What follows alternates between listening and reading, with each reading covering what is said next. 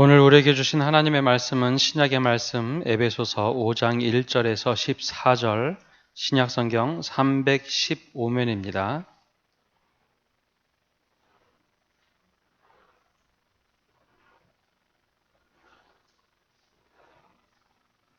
이제 하나님의 말씀을 봉독합니다. 그러므로 사랑을 받는 자녀같이 너희는 하나님을 본받는 자가 되고 그리스도께서 너희를 사랑하신 것 같이 너희도 사랑 가운데서 행하라. 그는 우리를 위하여 자신을 버리사 향기로운 제물과 희생 제물로 하나님께 드리셨느니라. 음행과 온갖 더러운 것과 탐욕은 너희 중에서 그 이름조차도 부르지 말라. 이는 성도에게 마땅한 바니라. 누추함과 어리석은 말이나 희롱의 말이 마땅치 아니하니 오히려 감사하는 말을 하라. 너희도 정녕 이것을 알거니와 음행하는 자나 더러운 자나 탐하는 자, 곧 우상 숭배자는 다 그리스도와 하나님의 나라에서 기업을 얻지 못하리니 누구든지 헛된 말로 너희를 속이지 못하게 하라. 이로 말미암아 하나님의 진노가 불순종의 아들들에게 임하나니 그러므로 그들과 함께 하는 자가 되지 말라. 너희가 전에는 어둠이더니 이제는 주 안에서 빛이라. 빛의 자녀들처럼 행하라. 빛의 열매는 모든 착함과 의로움과 진실함에 있느니라. 주를 기쁘시게 할 것이 무엇인가 시험하여 보라. 너희는 열매 없는 어두움의 일에 참여하지 말고 도리어 책망하라. 그들이 은밀히 행하는 것들은 말하기도 부끄러운 것들이라. 그러나 책망을 받는 모든 것은 빛으로 말미암아 드러나나니 드러나는 것마다 빛이니라. 그러므로 이르시기를 잠자는 자여 깨어서 죽은 자들 가운데서 일어나라. 그리스도께서 너희에게 비추이시리라 하셨느니라. 아멘. 하나님의 평강이 우리와 함께하기를 간절히 소망합니다. 지난주 하나님 나라 성령 안에서 의와 평강과 희락이라는 말씀을 나누고 개인적으로 또 그 말씀을 묵상하며 한 주간을 보냈습니다. 제가 매일 아침이면 직원들과 경건회를 하고 나서 교회에 있는 시간이 많습니다. 어제도 말씀을 준비하고 있는데 낮에 누군가 목회실 문을 두드렸습니다. 문을 열고 나가보니 청년 세 사람이 찾아왔습니다. 순간적으로 누구지? 하고 이렇게 봤는데 금방 알 수 있었습니다. 요즘에 그 신천지가 전도 집회를 한다고 여러 곳에 전도를 하는데 전도하겠다고 저를 찾아왔습니다. 그래서 한참 이야기를 하다가 그 친구들을 돌려보냈는데요. 제 마음에 좀 안타까운 마음이 있었습니다. 젊은데 좀 잘못된 길을 가고 있는 그 친구들의 모습 때문에 좀 안타까운 모습. 그러면서도 말씀을 묵상하면서 성령 안에서 의와 평강과 희락이라. 그래서 평안한 마음을 가지고 잠시 대화를 이야기하다 보냈습니다. 그리고 나서 다시 이제 말씀을 준비하고 있는데 1시간가량 지났을까요? 또 누가 문을 두드립니다. 문을 열어보니 또 이번엔 2명의 청년이 왔습니다. 남자 청년하고 여자 청년이 왔는데요. 이번에는 좀 같이 이야기를 해야겠다라는 생각이 들었죠. 청년들이 자꾸 물어봅니다. 저한테 화나지 않으셨죠? 화나지 않으셨죠? 제가 인상 전혀 쓰지 않았는데 제가 좀 바쁜 가운데 만났더니 그런 얘기를 합니다.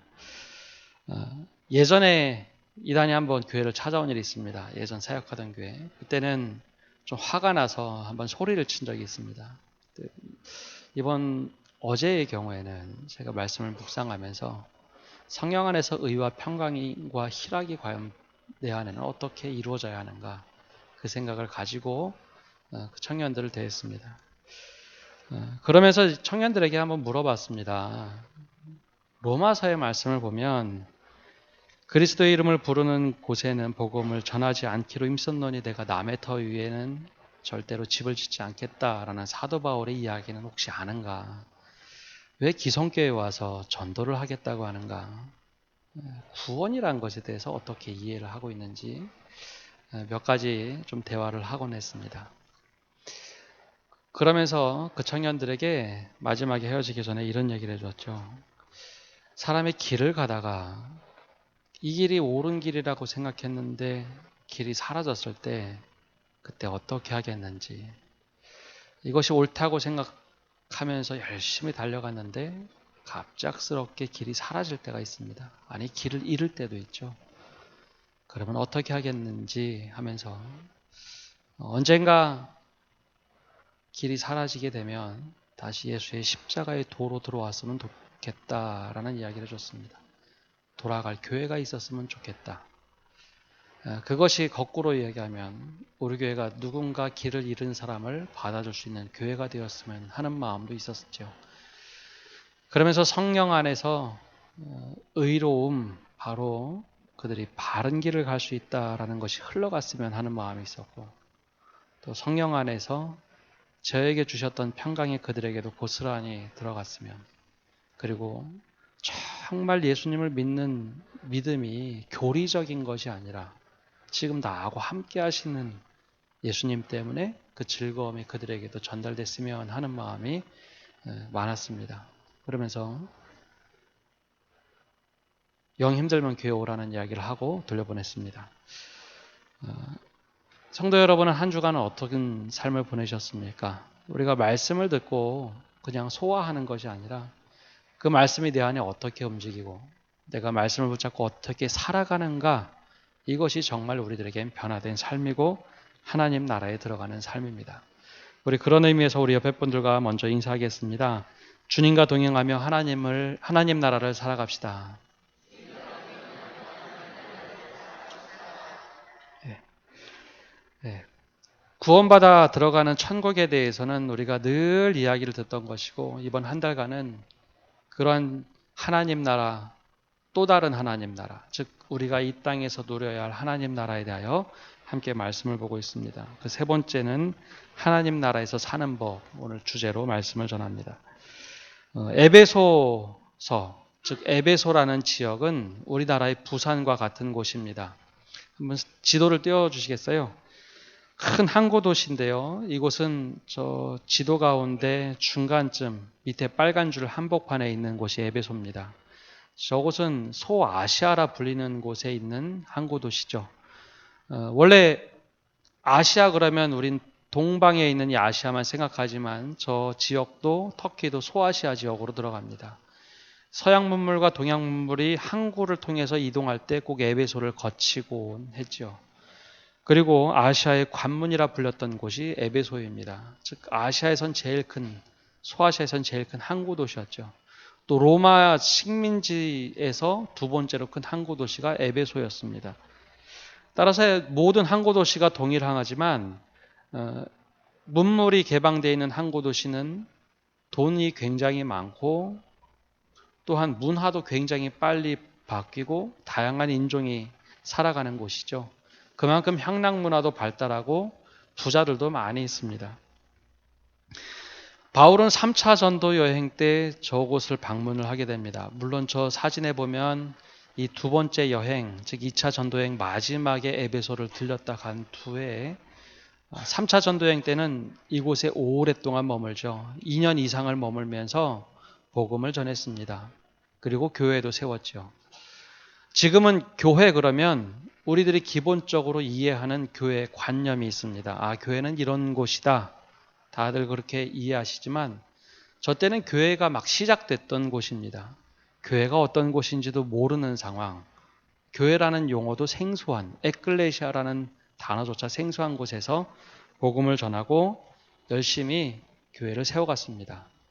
그리고 한참이 지나서 바울이 복음을 전하다가 옥에 갇히게 되었죠. 바로 감옥에서 이곳에 편지를 보내면서 멀리 떨어져 있으니 너희는 교회를 어떤 곳이라고 생각하는가, 그런 혼란스러운 이야기들을 정리해 주면서 편지를 보낸 것이 에베소서입니다. 현대도 교회란 무엇인가라는 질문을 던지며 찾아갈 때 에베소서를 늘 읽게 합니다. 에베소서에 그만큼 교회의 정의가 가장 잘 나와 있기 때문이죠.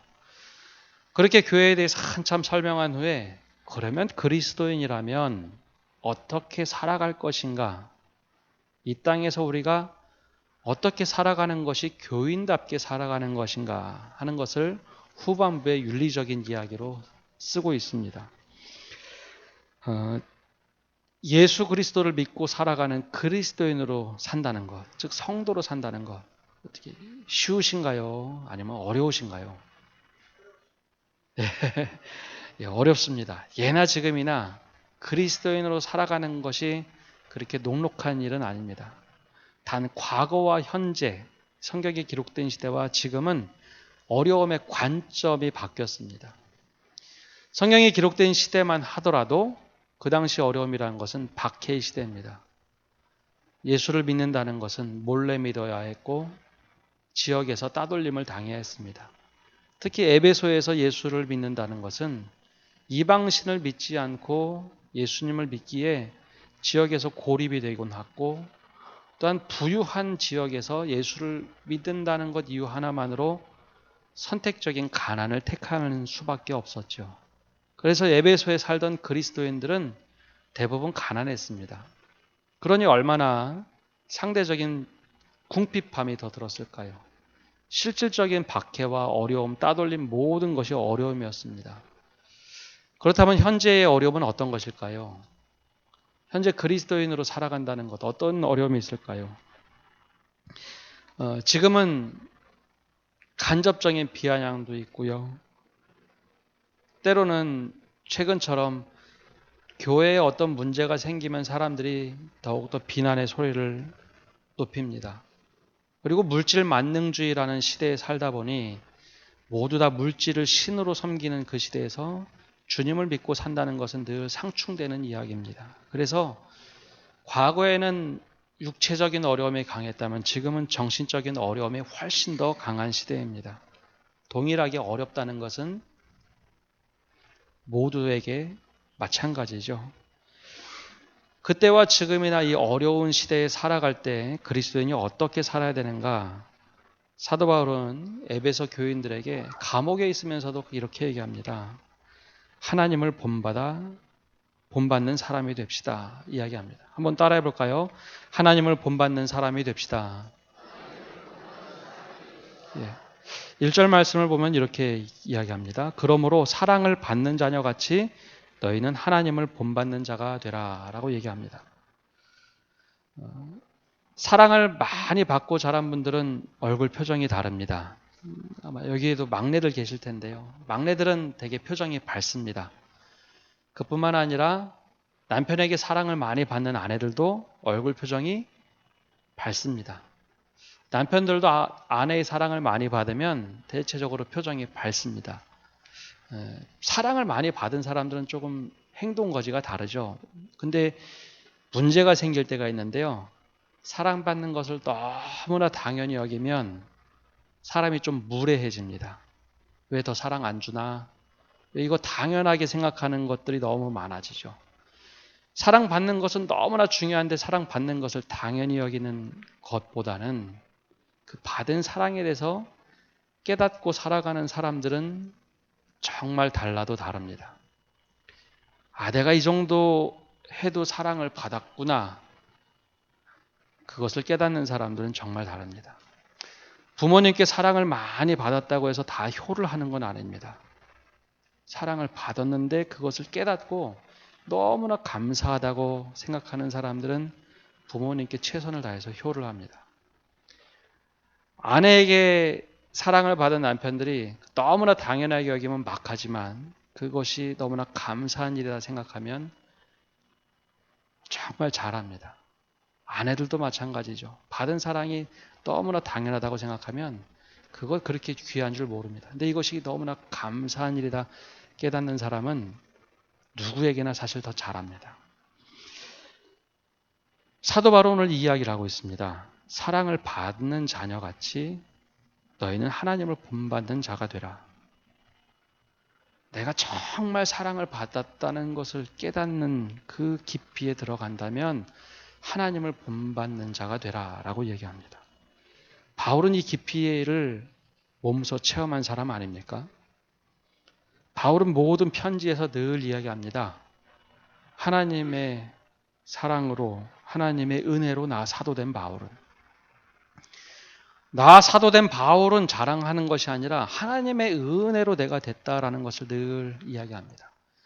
하나님의 사랑으로 내가 이렇게 됐다는 것을 늘 자랑합니다. 그래서 편지에는 늘 이런 고백을 하지요. 그러나 편지에만 그랬을까요? 아닙니다. 사도 바울은 어디든지 복음을 전하고 그곳에 오래 남아있을 때 그는 늘 간증을 한 이야기가 있습니다. 내가 얼마나 못돼 먹은 사람인지, 나는 그리스도인이 될 수 없는 사람이었다라는 것을 이야기합니다. 한 번은 심하게 얘기할 땐 이렇게도 얘기하죠. 나는 죄인 중에 죄인이고 괴수 중에 괴수다라고 얘기할 만큼 나는 이렇게 형편없이 교회를 핍박하고 예수를 핍박하던 자였다라고 얘기합니다. 그런데 그 사랑을 너무 깊이 받아서 내가 이렇게 복음 전도자로 살고 있다라고 이야기하는 것이 사도 바울의 고백입니다. 그 받은 사랑을 깨달았기에 바울은 늘 이야기합니다. 사랑을 받은 자녀같이 하나님 자녀답게 살자. 하나님을 본받는 자처럼 살자라고 이야기합니다. 그래서 그럴까요? 사도 바울이 참 잘 인내합니다. 원래 다혈질 같았던 사람이, 스데반이 잘못한다고 돌을 들어 때리던 사람이 정말 잘 참습니다. 저 사람들이 몰라서 그렇지 받은 사랑을 그냥 고이고이 간직한 것이 아니라 늘 흘려보내는 삶을 삽니다. 사랑하는 성도 여러분, 신앙생활 하시면서 간혹 한 번도 사랑받지 못한 것처럼 힘들어하지는 않으십니까? 한 번도 인정받지 못한 것처럼 왜 나를 사람들이 인정 안 해줄까라고 생각하지는 않으십니까? 근데 여기 앉은 모든 분들은 적어도 최소한 사도 바울보다는 더 많은 사랑을 받은 사람들입니다. 사도 바울만큼 우리가 못하지도 않았습니다. 혹시 이 가운데 예수 믿는다고 누구 잡아 때리고 감옥에 가둔 분 계십니까? 그래서 사도 바울은 얘기합니다. 우리가 아직 죄인 되었을 때 예수께서 십자가에서 그 사랑을 확증하셨다라고 얘기합니다. 여기 계신 모든 분들은 사랑을 정말 많이 받은 사람들입니다. 근데 우리가 그 사랑을 잘 깨닫지 못해서 탈이죠. 한번 따라해 볼까요? 가슴에 손을 얹고요. 한번 이렇게 얘기해 봅시다. 나는 하나님의 사랑을 듬뿍 받은 사람입니다.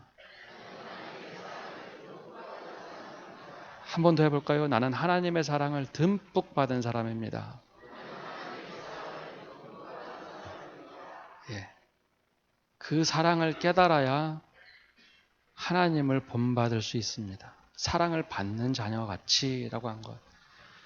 사랑을 그렇게 우리가 받았는데 우리가 너무 자주 잊고 살아갑니다. 그냥 사랑 한 번도 안 받은 것처럼, 한 번도 인정 못 받은 것처럼 살아갑니다. 그러나 그것을 버려야 합니다. 그러면 하나님의 사랑을 받은 자녀같이 하나님을 본받는다는 것이 무엇일까요? 2절 말씀에 이렇게 기록하고 있습니다. 그리스도께서 너희를 사랑하신 것 같이 너희도 사랑 가운데서 행하라. 그는 우리를 위하여 자신을 버리사 향기로운 제물과 희생 제물로 하나님께 드리셨느니라. 이 중에 어느 누구도 담을 위해서 목숨을 내놓을 사람이 누가 있겠습니까? 자녀를 위해서는 간혹 그런 일이 있습니다. 내가 죽을지언정 자녀는 살리겠다 하는 그런 부모는 있죠. 그러나 어느 누구도 다른 사람을 위해서 목숨을 내놓는 사람 거의 흔치 않습니다. 보통 우리는 그런 일이 있으면 의인이라고 하죠. 예수님이 그런 사랑을 보이셨기에 우리도 그런 사랑을 한번 해보라는 겁니다. 주님을 본받아라. 모방해봐라 라고 얘기하죠. 거창한 것을 하려니까 못하는 겁니다. 작게 우리는 실천해 볼 수 있습니다. 한번 옆에 분 보실까요? 옆에 분 보시고 한번 인사 나눠보겠습니다. 하나님의 사랑이 필요한 분입니다. 예, 옆에 분이 하나님의 사랑이 필요한 분입니다. 누가 할까요? 내가 사랑을 베풀어야 되는 존재입니다. 교회에서 가장 쉬운 사랑이 무엇일까요?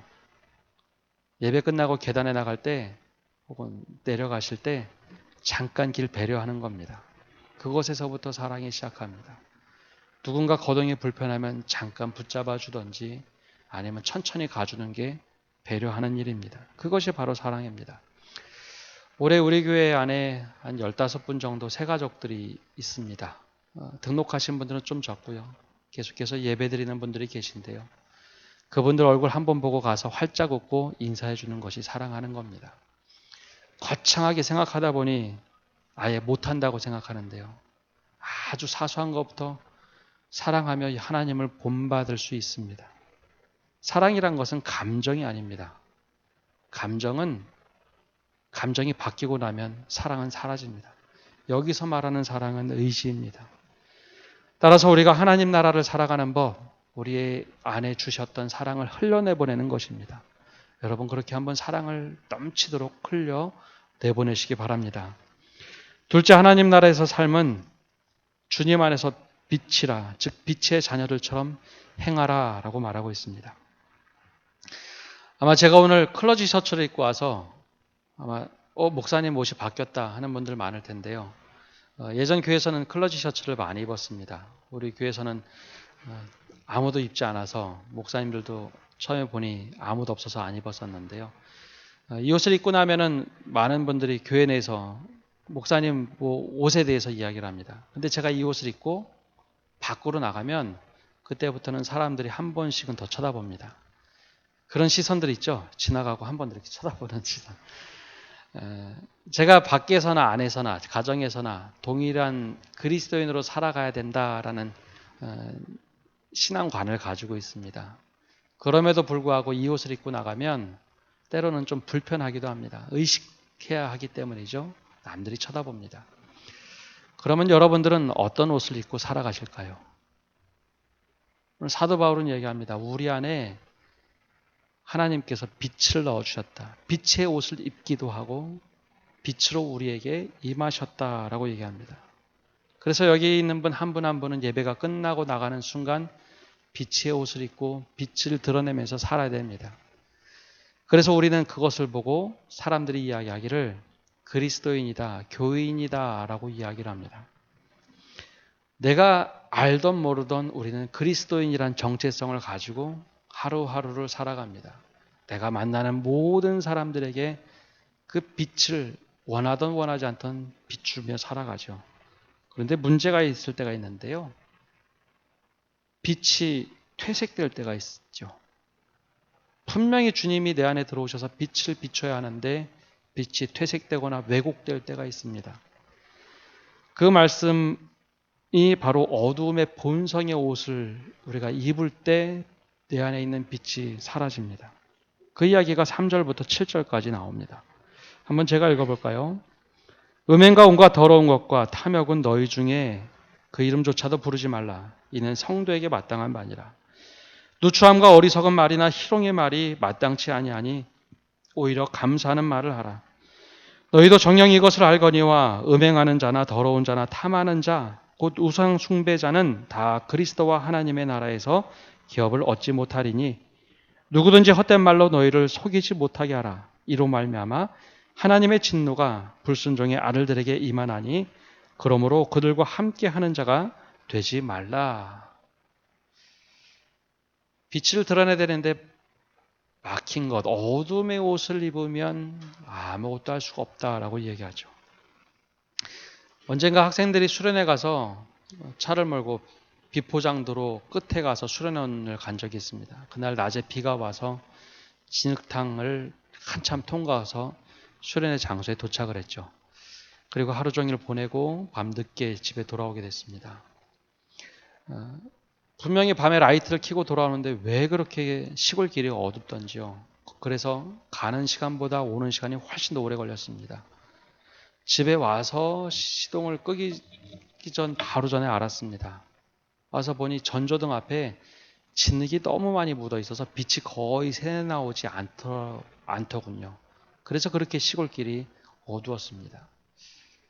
우리 안에 분명히 빛을 넣어주셨는데 우리의 행실이 아까 이야기한 것처럼 과거의 어두운 생활로 돌아가면 빛은 가리게 되어 있습니다. 왜곡되기도 하고요. 빛이 더 이상 우리 안에 비추지 않는 경우도 있고 때로는 이 빛을 내 안에 두지 못하도록 하는 우리의 삶도 있습니다. 우리의 모습, 교회의 모습이 어떠냐에 따라서 빛은 한 번도 바뀐 적이 없지만 우리가 잘못하면 빛이 퇴색되게 되어 있습니다. 스스로 어두움을 지향하면서 왜 그렇게 어둡다라고 이야기해서는 안 됩니다. 우리가 거꾸로 주님 안에 거해야 합니다. 그때 우리가 해야 할 것이 있는데요. 한번 생각을 거꾸로 바꿔보는 겁니다. 왜 그렇게 세상이 어둡다라고 하는 것이 아닙니다. 우리가 빛된 삶을 살아야 됩니다. 그때 우리가 너무 소극적으로만 생각을 합니다. 하지 말아야 할 것을 안 하면 되는 것, 그렇게만 신앙생활을 합니다.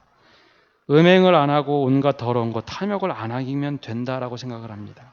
누추한 어리석은 말, 희롱의 말을 마땅치 아니하니 그거 안 하면 된다고 생각합니다. 그러나 바울은 그렇게 얘기하지 않죠. 오히려 감사의 말을 하십시오. 오히려 빛된 행동을 하십시오라고 강조를 하고 있습니다. 더 나아가서 바울이 하는 이야기가 있습니다. 우리 9절 말씀은 함께 읽어보겠습니다. 9절입니다. 빛의 열매는 모든 착함과 의로움과 진실함에 있느니라. 아멘. 바울이 얘기하는 것은 빛의 열매를 맺어야 한다라고 이야기하고 있습니다. 바울이 너무 이상주의를 이야기하는 것 아닐까라는 생각도 들으시죠. 바울이 세상 물정 몰라서 그런 거 아닌가라는 생각도 어렴풋이 들 수 있습니다.